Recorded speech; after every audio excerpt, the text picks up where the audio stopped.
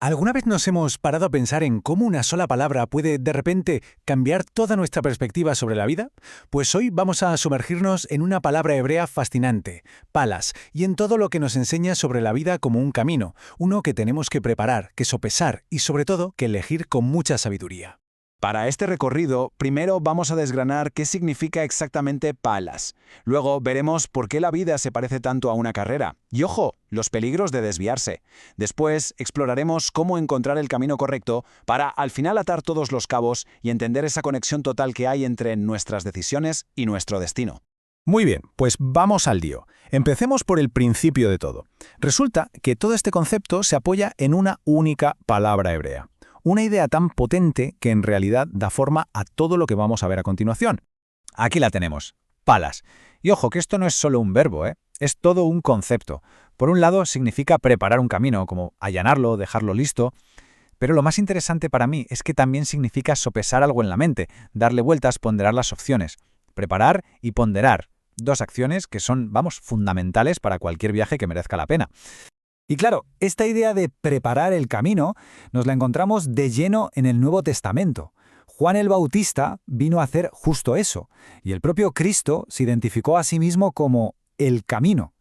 Esto ya nos da una pista de que la idea de una senda que se prepara y se elige a conciencia es absolutamente central en este pensamiento.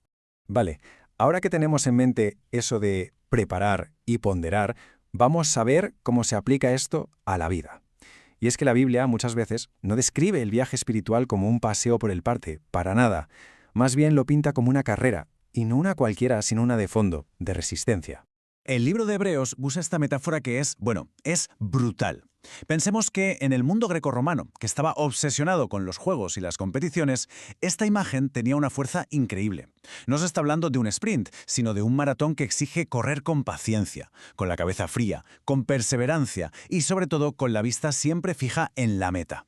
Y si necesitamos un ejemplo de alguien que cruzó esa línea de meta, pues ahí lo tenemos, el apóstol Pablo. Al final de su vida pudo decir con total seguridad: he terminado la carrera. Esto no es solo un grito de victoria, es una promesa de que aunque el camino sea un auténtico desafío, llegar al final es posible. Pero claro, como en toda carrera hay peligros.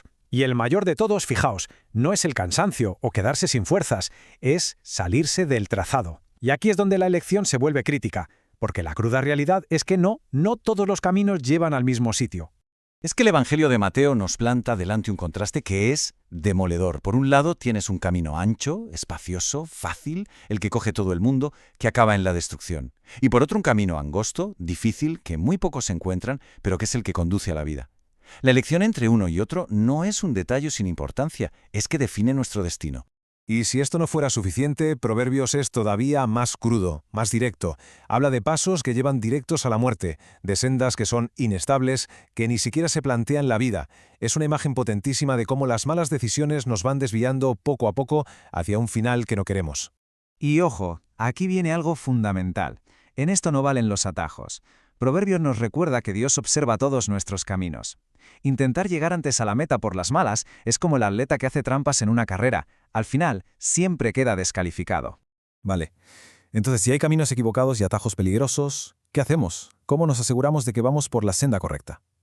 Pues por suerte no se nos deja a ciegas. La sabiduría bíblica nos ofrece una guía muy práctica para enderezar nuestros pasos. Y aquí Proverbios nos da una especie de manual de instrucciones súper práctico en 3 pasos. Primero, examinar, que nos recuerda ese ponderar de la palabra palas, ¿verdad? Segundo, corregir los errores, porque este camino exige humildad para reconocer que nos equivocamos. Y por último, ordenar nuestro caminar, darle un propósito, una dirección clara. Aquí Isaías le da una vuelta de tuerca a todo esto que es preciosa.